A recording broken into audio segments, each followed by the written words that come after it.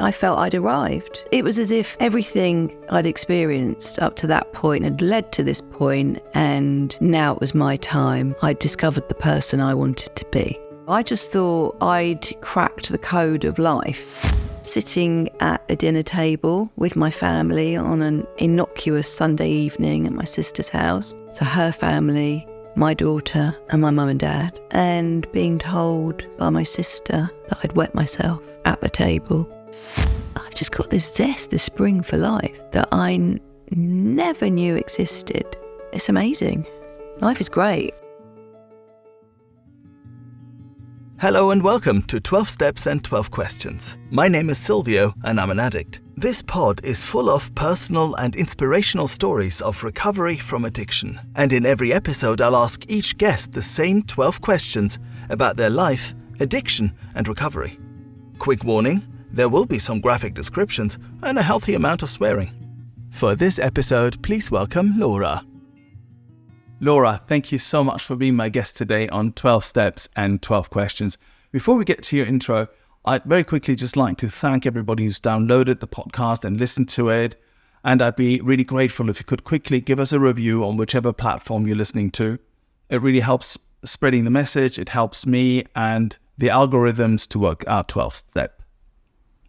Laura. Hi. Please introduce yourself. Hi. I'm Laura. And I am an alcoholic and I am an addict. Great, thank you. Let's get straight to it. Question 1 of our 12 questions is, did you have any adverse childhood experiences? Do you know, I don't think I did have anything adverse going on, if I'm really honest. All of that said, did I have a happy childhood? Do I look back and think, yeah, that was golden? No, I don't. So it's a bit conflicting, if I'm honest. Yeah. Growing up, I grew up with my mum and dad, who are elderly, and I'm grateful to say they're still around, and my sister, who's a couple of years older than me. Did I enjoy my early years? No, I didn't. Why didn't you? I just felt overridingly very uncomfortable in all ways. And it's really hard to put my finger on. But it was just really, I was a child that was very insecure. I was very fearful, and it's a cliche, but I don't think I ever fitted in anywhere. And were there any obvious bits why you didn't fit in? No, nothing really. One of my earliest memories is starting nursery school at the age of 4, and I can remember of that time feeling immensely insecure and not wanting to be there and feeling just immense uncomfortableness, if that's even a word. And that carried that feeling, that sensation that didn't leave me. And then as I grew older, as soon as I could put my finger on it, I decided that I wanted to leave home. Right, okay. So, yeah. Yeah. So a cry for independence. Yeah, because I was coming to the conclusion that the way I was feeling was, the cause of that was because of where I was living and who I was living with. Right. And I didn't want to be there. So if I look back, for instance, I also felt like I didn't fit in. There was good reason for it. I'm, the son of 2 Italian immigrants, and, I grew up in Germany. So, all the people around me, or most of them, they were taller, blonder, better, all sorts. So I literally looked a bit different and spoke a bit different. And in my household, there was always quite a lot of tension There was a lot of yelling. There was some, or quite a bit actually, of physical abuse. And so those were the bits that really got to me. What was your household like? I can really relate to a lot of what you just said. My parents are Italian, and so my household was quite tense, for no apparent reason other than that it was. Yeah. My parents spoke Italian to each other. My first language is English. Mm-hmm. And there was a strong sense of confusion. And I think, and my name, that's the other thing. My name is Laura, if you're English. And it is spelt the same way as my actual name, which is Laura, which is the Italian way of saying Laura. So from the moment I went to school, that nursery school that I mentioned, I became Laura. Yeah. So there was this, at home I was Laura, and then everywhere else I went, which was the only place I went when you're growing up and you're tiny, I was this other person. And I had another name. And as ludicrous as it sounds, it was very confusing. A lot has been, we share this experience, don't we? We do. The second generation immigrant experience, right? And a lot has been said there's a, what's the name? Third culture kids. Right. Right. There's clever books have been written by really clever people about the experiences that only people who have a third culture, right, have made. And it's, I don't know, I think perhaps I overplayed it when I was younger and so on, but I think there's something to it. Maybe you're underplaying it a bit here, I don't know. Yeah, possibly I am. But it was just a perpetual state of confusion. It's the only way I can say it. And look, my dad was extremely hardworking. I mean, that probably was his biggest fault, that he would go out in the morning early, and we wouldn't see him till some nights we'd have dinner together as a family, and many nights we wouldn't. And there would always be tension when he came back into the home because he was tired after working hard all day. And, I've got this memory of my mother telling me and my sister, let your father get in the house before you make a fuss, or. And so you're actually being told, leave your father alone. And I've got these memories that we would always go to Italy every year, every summer holiday, bar 1 year. We would get in the car, load the car up, and we would drive to Italy, and we'd spend 3 weeks over there. And it was really, they were good times, And those were the only times where I saw my dad relaxed. And, because he worked hard. So, I don't know where I'm going with this, but...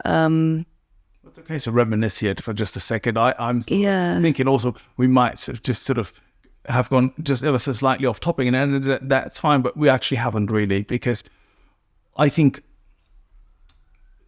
this sense of being different, of being from a different place, of my parents, spoke with big Italian accent, I felt this was such a big contributor to me feeling different, looking different, sounding different, having a different name, this, that, and the other. So if we're talking about feeling different and being different and so on, and discomfort, not knowing where my place is, all of those things, feeling somewhat displaced because I wasn't really at home in Germany, I wasn't really at home in Italy either. I think all of this is the biggest issue of my childhood, so it's not surprising we're talking about it. Yeah, and it's interesting to be talking to you about all of this in this way, actually. And then, aside from that, my mother, was, it was much later that she had a part-time job once my sister and I were a lot older. So she was the homemaker, the traditional homemaker. And so she was always there. And it's interesting because even though I had a mother that was always there, I couldn't wait to get away from her. And I had a sense that all I wanted to do was get away from my family home, and I didn't want to be like my parents. And yet all they'd ever done was been themselves and actually been there for me. So it's quite you've got me thinking about it. And it's great stuff. So question 2 is, what did the good times look like? The times you first got hooked. So here you are this second generation Italian immigrant kid living in the UK. You're feeling a bit uncomfortable at home and maybe a bit uncomfortable in your skin. You're quite fearful, a bit shy, you said. So that running away that I spoke about, that took the form of going to university at age 19. Right. And I went to university not to get a degree and come out with letters after my name. I went because it was a legitimate reason to get away at age 19. So off I trotted and went to Brighton. And it was there that I discovered alcohol. And it was fantastic. I remember my parents leaving me in Eastbourne. I was Brighton Uni, but the Eastbourne campus, but that didn't matter. And the first thing I did was go to the student union bar and get stuck in. And it was great. I felt I'd arrived. Straight out. Built story. Well, yeah, seriously. Yeah, I mean, it was as if everything I'd experienced up to that point had led to this point, and now it was my time. Yeah. I'd discovered the person I wanted to be. Quite soon after that, in my second year, or a bit before, I discovered smoking joints, and I went from nothing to becoming a wake and bake merchant, which means first thing you do in the morning is have a spliff. Okay, I've not heard of the expression. And you do it continuously throughout the day. And that's how my 4 years at university looked. During that time, I then discovered speed. We were living in Eastbourne, close to the South Downs, so we picked our own magic mushrooms, which was amazing. A friend of mine from Cornwall, he went home, came back, and he had strips of acid. I don't know whether it was homemade or what the hell it was, but I did my first acid, and that was amazing. So these were the good times. These were great times. Yeah, they were really good. So it wasn't problematic then, the drinking and the using? No, it was my life, and everything was good. So you weren't a blackout drinker from the beginning, or something like that? I would say no, I wasn't. I would just drink, and then other substance would be brought in. What slowly happened was that interestingly, and at the beginning I did call myself an alcoholic, the alcohol got phased out. Flavor of? Weed. Well, back then it was solid. If we ever got any weed, it was like, wow, wicked. It was all solid that we smoked. And my alcohol, my drinking wasn't massively prevalent. Yeah, I drink when we went out, but the smoking throughout the day and when I came back from being out was huge. And if I did any other sort of drug, like the speed or the acid, I always had to have smoke, because the come downs were awful. They were terrible. So I would literally smoke my way through it. It's a tried and tested recipe, I think. Yeah. So then, leaving university, my main aim in life was to carry on life in the vein that I'd started my independent life. So I went abroad and worked overseas. I did seasons and ski seasons and summer seasons. Mm-hmm.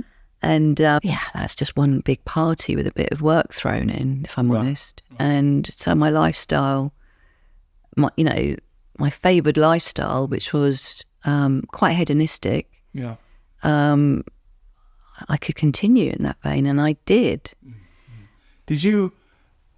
Was there any sort of awareness there, at the time that I'm doing this because either there's, my using is really the most important thing to me or that anything? No, not really, if I'm honest. No, I just thought I'd cracked the code of life. And anyone that really wasn't enjoying the parts of life that I was in the way that I was, I'd take a fairly dim view of them, if I'm honest. Yeah. There's a lot of arrogance there. I did not for one moment, during my 20s and during my whole of my 20s did I think, there's something not quite right here. Yeah. Not for one moment. Yeah. No. Amazing. Great stuff. So our next question 3 is, what were your worst consequences? And then finally, your rock bottom. Now, the usual caveat, not everybody has rock bottom. Many have many rock bottoms. People don't even come in on the back of the one necessarily, And I'm also quite aware that we may be covering quite a long sort of time frame here. But nonetheless, what were your consequences? How, at some point after, so here's the hedonism, you're having a great time, you're thinking you cracked it, you're also taking a dim view of those who haven't cracked it and who just may be leading basically a life that is not just about getting high, right? So how did it progress? It progressed. The progression of my illness was over a course of 30 years. So I came into recovery when I was 50 and I went to university at 19. So it's a good 30 years, and it was very progressive. It was a slow progression. So there were a number of rock bottoms when I look back, and or dark moments, if you like. It's probably a more appropriate way of calling them. And I didn't take any notice of them. For me, they were just episodes that potentially got in the way of me doing the things I wanted to do, like relationships. I was in a long-term relationship with my daughter's father, and we got together in my early 30s, and we had our daughter when I was in my mid-30s. And the selfishness and self-centeredness that we talk about, that we learn about in recovery, I did a really good job of letting that rule me. I was unwell, so of course it would. And I pushed people away. And because I thought it's my way or the highway. So I decided that we weren't going to continue in a relationship, me and him. And how that came about, it's quite long and winded. And I'm probably going off topic a bit here. But I think basically what I'm trying to say is that there were a series of decisions that I made during the course of my life prior to coming into recovery that were dark moments, and I didn't see the consequences that were presented in front of me of my actions, and I just went ahead anyway. But I guess these were times when I didn't really know I had a problem either. Towards the end of my using and drinking, the more obvious rock bottoms presented themselves. Right. Like I lost a major job that I had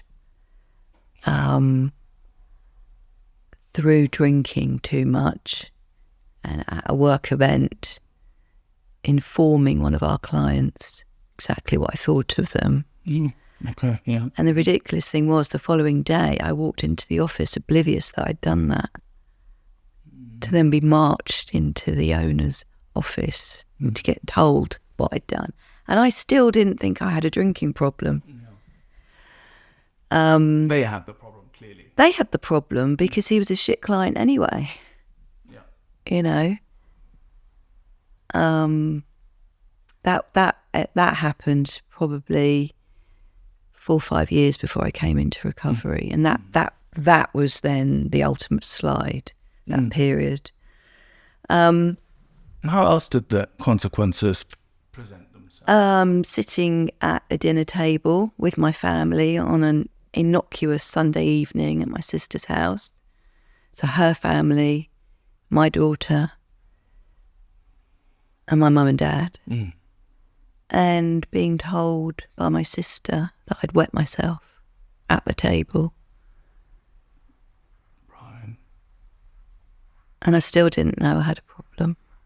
So at no point, these things happening, did you think, right, I'm drinking too much, I need to put it... And with that wetting myself at a dinner table, my sister and her husband had tried to intervene a couple of times before that. This was before lockdown, just before lockdown. And I thought they were mad. I was under so much delusion. But in answer to your question, no, I still didn't think that there was a problem, really and truly. And when did it dawn on you that it was a problem? So... Because eventually you sought help. I did. So it was the day after my 50th birthday, and it was 2020.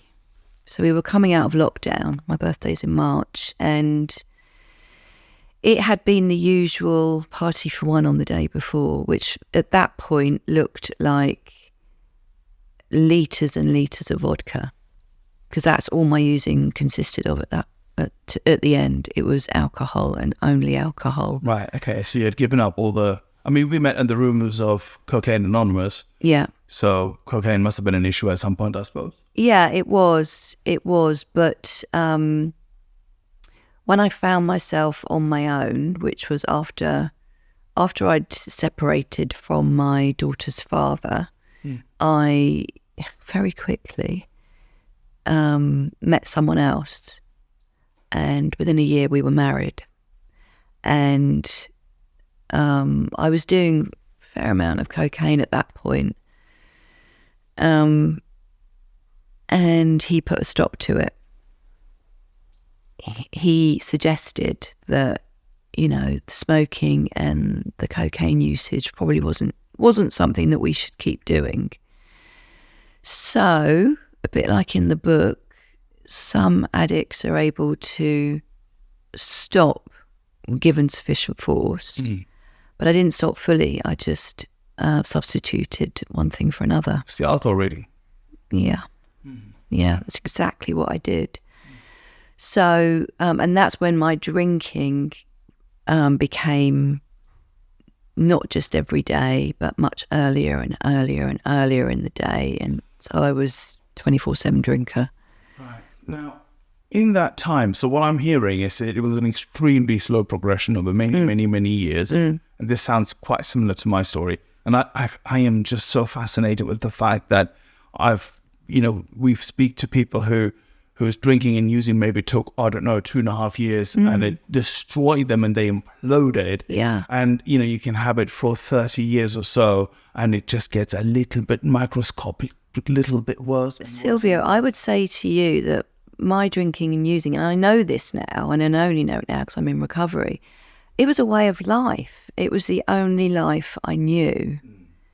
I look back on it and I think, and I review it, and I think from the age of 19, there wasn't any one day really, apart from a handful, like the day I gave birth to my daughter and the couple of days after that, I think, that I didn't have a drink, smoke a joint, have cocaine or any class A of a sort. Yeah.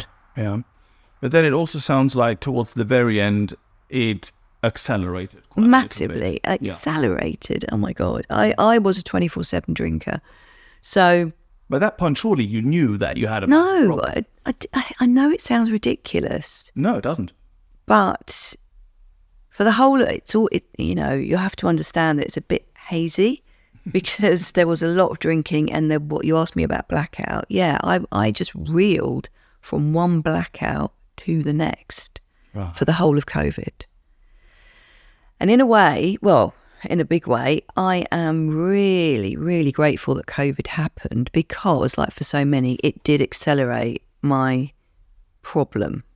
Because prior to COVID, I was drinking quite heavily every single evening of the week, and at the weekend really heavily. And at the weekend, the drinking on a Saturday morning would start much earlier than a Saturday evening.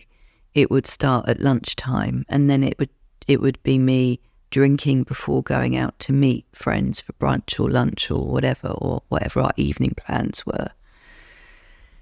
So this drinking on my own became just something that became really, really normal. And just before lockdown happened, I was drinking before work in the morning. I used to leave for work about 7:45, get up at 6. So I was already drinking at 6 a.m. before COVID. Can I just slow you down here for 1 second? You're getting up, you brush your teeth, you shower, whatever it is, then you have some vodka before you leave the house? Yeah. And you didn't think you were an alcoholic? No, it sounds really ridiculous, but I did not.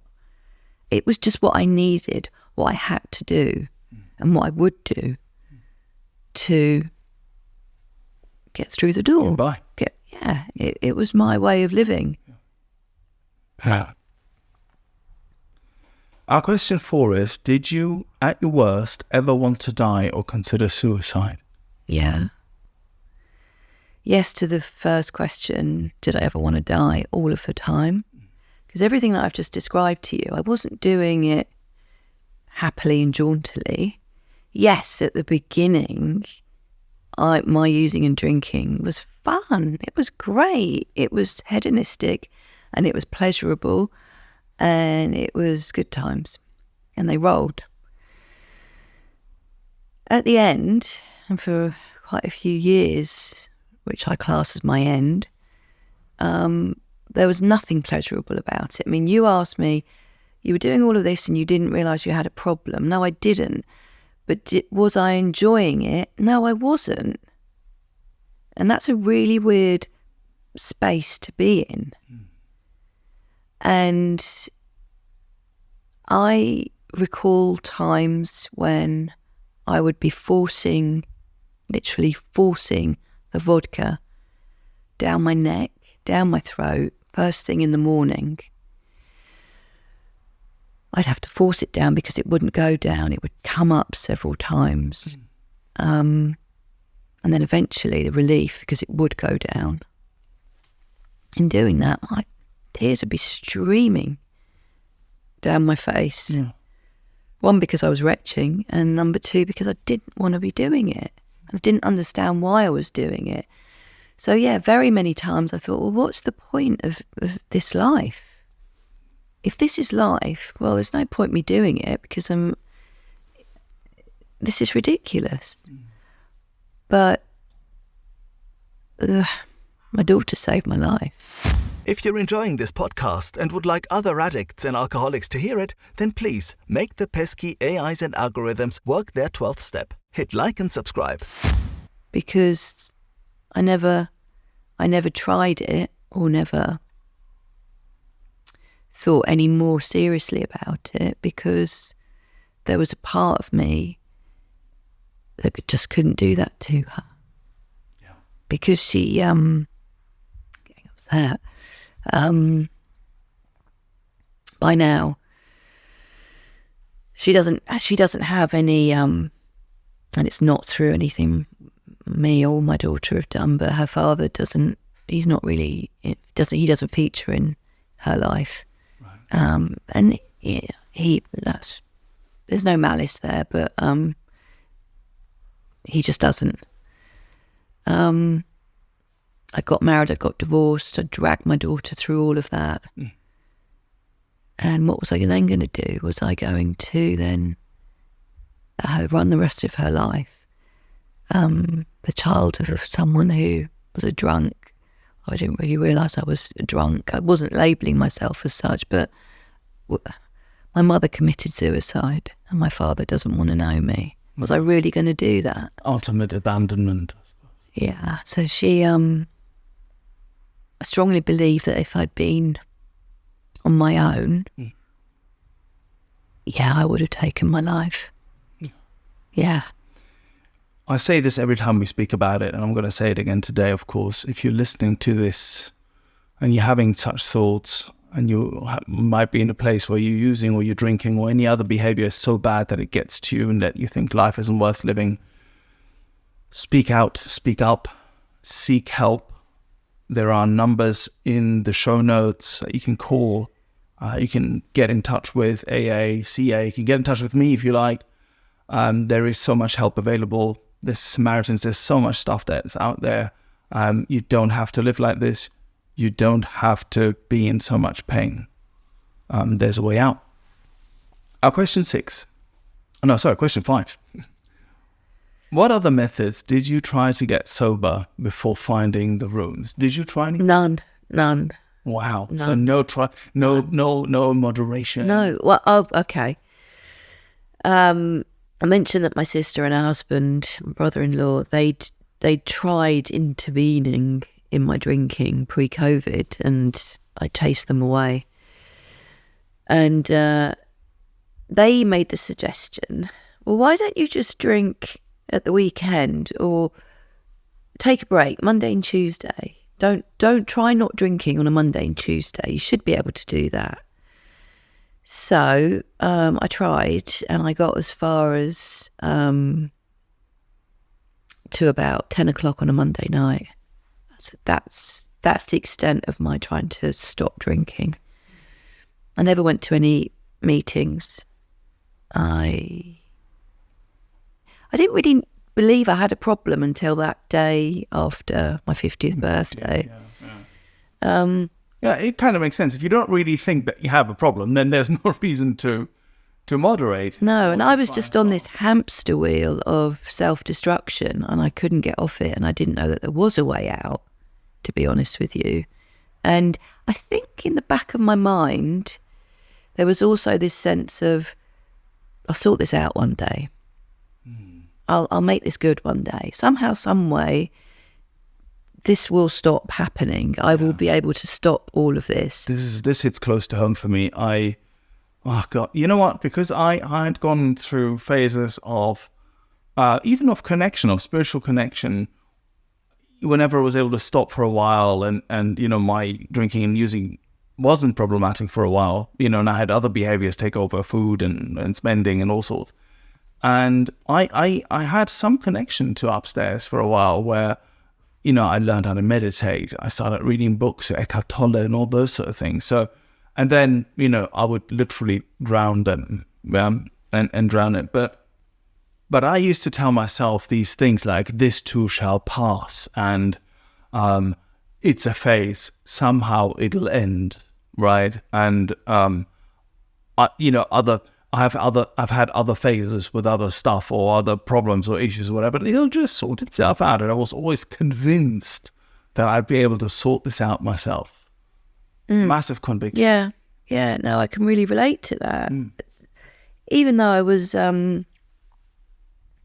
completely off the chart in terms of my delusion of how serious and uncontrollable my drinking was, I still battled with the notion that I will solve this one day. Yeah. And maybe I thought someone was going to come and save me.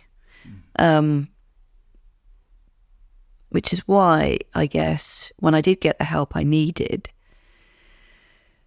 and I learned about the illness that we suffer from, it was such a relief. It was such a relief to understand that on my own, I'm not going to be able to solve this. That there is a form of recovery which, if you grab it with both hands, will actually take away the problem. Yeah. And so just at that point, when you heard about all of this and you started to learn about your illness and about the solution at hand, question 6, did you struggle with the word God when you came in? Do you know, I didn't. I was, there's a couple of reasons I think why I didn't. Number one, I was raised a Catholic, Catholic schools, and I was taught by nuns, and the God I knew about he was out to punish you. Yeah. And the God I knew about was sat on a crucifix and it shone in the dark and it was really scary and it was in my bedroom as a child. So when I was presented, when I first noticed in that treatment centre that God was in these 12 steps that were written on the wall, I was a bit, how on earth is that going to help me now? Well, let's see what you got. Coupled with the fact I was so broken. I was decimated physically and mentally. That when I went in the treatment centre, as I say, and that's the first time I ever learned anything about the disease, what we suffer with, and what the solution is, and God is part of that solution, I was a bit, well, let's see what you got, because this is going to be interesting. I wasn't fearful. I just thought, how are you going to make it play out that God on that crucifix that scared the living daylights out of me is going to help me now? Well, bring it on. Let's see it. I had nothing to lose. So the word God, well, I wasn't for it. I wasn't against it. I was just interested to see, where is this all going to go? How is this going to play out? Yeah. What have you got for me here? Yeah. So I had quite an open mind. Because of the brokenness that you brought. Yeah. I was shattered in a million pieces. It's the only way to come into recovery, really. Yeah, and I'm really great. You hear it a lot, and I'm going to say it, but I am grateful for that final blow. Yeah. We've talked about this so often. You hear it lots in the rooms and even outside. That moment of that, I don't know, whatever you want to call it, the final straw. Yeah. Or what, I mean, as a cocaine addict, that might even, mind a pun, but, whatever it is, right? That where you finally come to the point of saying, I've had enough. And do you know what? Mine was quite it was very innocuous when it happened. But I remember it, and I don't remember a lot from those days. So I must have had it, I had a moment of clarity in amongst shoving vodka down my neck, feeling rubbish, not wanting to do it again, crying. But there was something. I finally felt that I couldn't carry on and that there was a way out, and I didn't know what that way out looked like, but I wanted it. Yeah. So I was going into the complete unknown, and to be honest with you, that's what I've been doing ever since. And it's really good. Yeah. Question 7. How do you experience your higher power today, or any God moments you'd like to share? I experience God in everything I do. Which sounds a bit weird. I'm going to have to explain that. I think from a very early time that I came into recovery, I have been aware that developing my God consciousness is very important. Okay. I didn't start to meditate when I got to steps 10 and 11. Through a course of events, I was exposed to meditation fairly early on in my recovery, much before those particular steps. And then as a result of that, and meditation is beautiful, I meditate at least twice a day, which gives me an ability to see and feel my higher power, or I endeavour to see and feel my higher power in everything and everyone and everywhere I go. Now, some days that's really straightforward, and some days it's really, really not. So my whole success in this game of recovery is my ability to be very God-centric. I'll be really honest. That's where it all begins and ends for me. And a brilliant word, God-centric.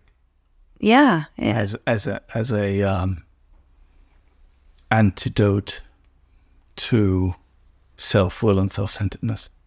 And I was run on self-will and self-centeredness. I mean, it was disgusting. But my life isn't like that anymore. So you asked me, where is God? How do you see God? I actually asked, how do you experience your higher power? Slightly different, but important.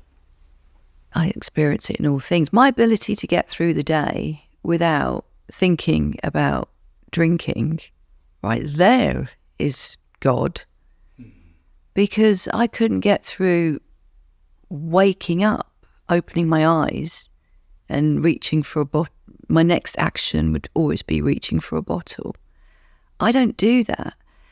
I experience God in things like, on that note, I've got an 18-year-old daughter who lives with me, and, we now have vodka in the freezer because she has pre-drinks, as she calls them, at our place before going out. And I don't even, when I open the freezer drawer to get the peas out and the vodka staring at me, I don't even think anymore, oh, there's vodka. No one will know. Yeah. I haven't done that for ages. Yeah. That's God. That's not me. Something really strange happened in a meeting, talking about where God shows up. How do you actually experience those God moments? So I was in a meeting just this week, and the person doing the chair was telling their story, and he was talking about, his experiences, and he mentioned getting into crack, and, that was the beginning of the end, and how terrible it was. And the CA leaflets were behind him on a mantle, and a little wind came through, and the CA leaflet called crack, just as he was telling that, fluttered down onto the floor. And the whole room was like, what just happened there? Practically. Yeah, that's God. Yeah. Question 8. Which parts of the steps were the most difficult for you? I have to say I really enjoyed doing all of the steps, because again, it goes back to my brokenness. I had so much willingness, and I didn't want to go back to the place I had been in. So I kind of got on with what I was told to do, and looking at it, probably step 4. But purely from the perspective that it was quite an emotional roller coaster. When I sat down to write out my resentments and my fears, it was the first time I'd admitted my faults in my actions over a very long period of time, and it was really emotional. So I had that moment with myself and with God, right? And then I went and shared it all with another human, as we're meant to do. That was hard. I have to say that was really, really hard. I really felt deep inside where I'd been wrong. And for someone to face that head on, yeah, it was quite a trial. It was emotional. Did you also experience, that was my experience of it, I found it difficult to look at my side of things, of course. I've been wronged and things, but no, that wasn't the thing? I acquiesced to it. I folded into it. Okay. I really did.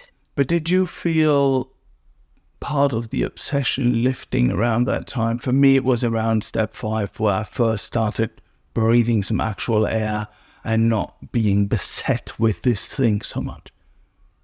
I would say that, yeah, I felt freer, of course, but my obsession, that perpetual drinking, I was free of that much sooner. Because I did 28 days where I was started off with a medical detox. Right. So when I came out of the treatment, I was 28 days and I was a bit nervous about coming home, but I have to say that the obsession wasn't on me, Right. even then. Yeah. Fascinating. Next question is, which character defects give you most trouble? Oh my God. All of them. I've got lots. The pride, the envy. But the fear, which is the root of all of my deep-rooted resentments, that's the big one for me. So much fear.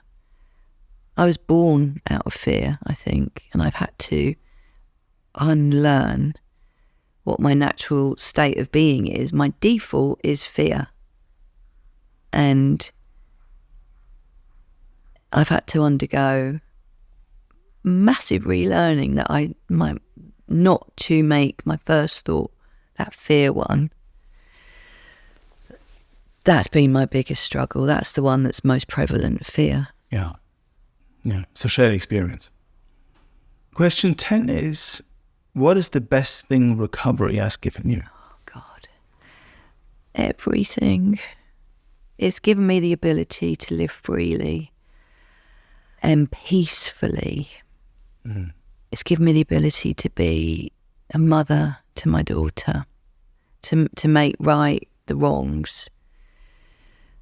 It's given me the ability to forgive myself.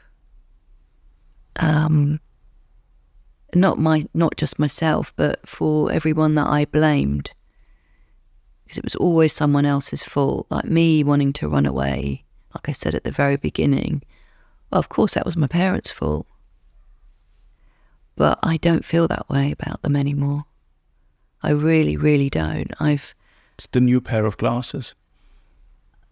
The pair of glasses that I've got, they get renewed quite regularly. My glasses, I now wear. And I've just got this zest, this spring for life that I never knew existed. Don't get me wrong, not every day is wonderful. But I am always full of gratitude for the fact that no matter what is happening, I can get through it without the need for, diving into something like a vodka bottle. And it's amazing. Life is great. Yeah. Just quickly, for those people who might be new in the rooms and have not heard the expression, if I'm not mistaken, it was Chuck Chamberlain who coined it. Oh, yeah. It was. The new pair of glasses. I read his book recently. Oh. It's really good. Right. Okay. It's just him doing a big chair. Right, great. Excellent. I have to pick that up. And it essentially, I'm going to slaughter this now, aren't I? But essentially says that you view your life and the world through a new pair of glasses through the process of the 12 steps. And I am living, breathing proof of that. Yes. 100%. I didn't get my old life back. I have got a new life. Yeah. Where my whole perspective is different. I mean, don't get me wrong, I have to work at this perspective. Yeah, it doesn't come. No. And there's a lot of action that needs to be put into it. But I freely do that now. Yeah. Question 11. What would you say to a newcomer or someone wondering if they're an addict? First of all, if you're wondering if you're an addict, you probably are. You may not accept that fact, but if you are thinking that you might have a problem, then you most likely do, is my experience. To someone that I meet in the rooms at a meeting, I would say keep an open mind. Keep an open mind, open your ears, open your eyes to this stuff, and have a huge amount of willingness. Keep coming back. Do you know what? Just stay. Because I never left. Amazing. And the last question, question 12. What do you want your higher power to say to you, quote unquote, at the pearly gates? I don't think that any words are going to be necessary, if I'm honest. God would say to me, well done for finally getting it. Well done for hearing me. Took you a while, didn't it? Good on you, though. You got there. I've been trying to get through to you. Yes, there'd be a bit of that from him, her, Yeah. it. Actually, mine is a man, so yeah, okay. There'd be big hugs. Welcome. You made it. And I always knew you would. You just made hard work of it. Sounds absolutely amazing. You haven't made hard work of this. On the contrary, it's been such a pleasure to have you. I'd like to thank you for being so, and I expected nothing less, but still, being so insightful, so articulate, so courageous, and sharing your story with us on 12 Steps and 12 Questions. Thank you, Laura. Oh, thank you, Silvio. Amazing. We're still rolling. Oh my God, that went by in a flash. Yeah, and yet it was 53 minutes, Do you feel you sort of, as they say in sports, you left everything on the field? Or is there stuff that you missed out? I think there is stuff I missed out. What? I think there was stuff at the beginning that I think it's because it's stuff that I'm actually trying to work out for myself. Yeah. So it's quite hard to put into words. And also, when I talk about my early life, I'm coming to terms with the fact that those around me that brought me into the world were doing the best they could. Yeah. And I've got nothing to hold against them for that fact. I mean, becoming a mother myself, I didn't make a great job of it. Well, no, that's not strictly true, but I felt that was a bit harsh. Yeah, that is a bit harsh, because the moment my daughter was born, I loved her unconditionally and I never stopped loving her. It's just that I walked over her to get to the vodka in the end. But as a parent, you just do the best you can, and that's all my parents were ever doing. And so, when, that question came, what was early life like? Adverse childhood. Yeah. I didn't really have any trauma with a capital T, but then equally, I wasn't happy. I just wasn't happy.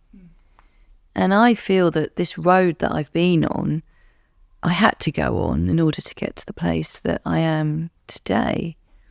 And the place I am today, it is simply a journey. of discovery that won't stop until I shuffle off this mortal coil. So, I mean, we were talking a little bit before the recording, weren't we, about my experiences at the moment, about digging just a little bit deeper and more will be revealed, as they say. Just realizing that I have some neurodivergence that needs to be diagnosed, I suppose, and that needs to be sort of looked at, and that has contributed in some way or another to my feelings of discomfort that I've had for such a long time. And we discover just more and more stuff as we go along, right? Things that I should have... I mean, I started using and drinking really heavily at 15. I came to recovery at 48. So... And I came into recovery at 48, and I was essentially a 15-year-old in many, many ways, right? And so there's a lot of catching up almost to do for me. Yeah. I didn't mention Kevin, and he's been such a big part of my recovery. You know, through Kevin, I've learned how to have a relationship. And... Formerly of this parish, of course. Yeah. And that's a really beautiful thing. It really, really, really is. And to sort of share this journey with someone who's also in recovery, but do it in such a way that my recovery comes first. Yeah. Above anything or anyone else. And having the ability to do that, but still feel close to people, Kevin, my daughter, my family, is wow. Because I used to lose myself in relationships completely and utterly. And even then it wasn't ever good enough. No, and it would never work out on that basis anyway, would it? But what do we know? Or did we know? I knew nothing, and I thought I knew everything. But that's the difference now. Now I can say hand on heart that I don't know everything. And I like the fact I don't, because more, as you say, does get revealed. And it will only get revealed when I can handle it. Yeah. Paradoxically, I mean, you're a bit more clued up now and you think nearly you know nothing when, of course, at the time you knew nothing and you thought you knew nothing. God, what a nightmare. What an absolute nightmare. But I do... Also, something that I've been able to start to do really well, at least make a good start on it, is to forgive myself. Yeah. And to start loving me. And, just be a bit more forgiving towards myself. Yeah, it's hard, I find. It's really hard. It's really, really, really hard. But it's something that I want to do more work around. Yeah. A lot more work. I found a way of framing it that is slightly different. Because saying to oneself, it's slightly abstract, liking oneself, loving oneself. It's a bit, do you know what I mean?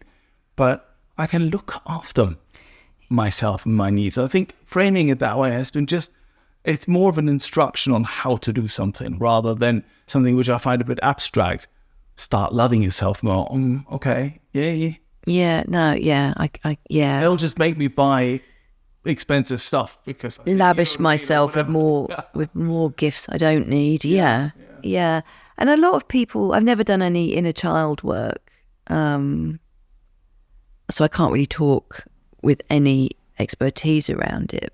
But thinking back to the child that I was and wanting to be loving and kind towards her as opposed to hating her for what she was and what I thought she represented. Yeah, I'm starting to view that girl differently. And I think I'm an adult now that can be loving towards that person. Yeah. That small person. Beautifully said. Laura, it's been an absolute pleasure. Thank you so much. Thank you, Silvio. We've come to the end of this episode. Thank you for listening. If you've enjoyed it and would like other addicts and alcoholics to hear it, then please make the pesky AIs and algorithms work their 12th step. Hit like and subscribe. While this pod is based on the 12-Step Recovery Program, it's not officially affiliated with any 12-Step fellowship. 12 Steps and 12 Questions is not substance or behavior specific, it's fully self-supporting and not for profit. And you know this next bit. It's not allied with any sect, denomination, politics, organization or institution. It does not wish to engage in any controversy, and it neither endorses nor opposes any causes.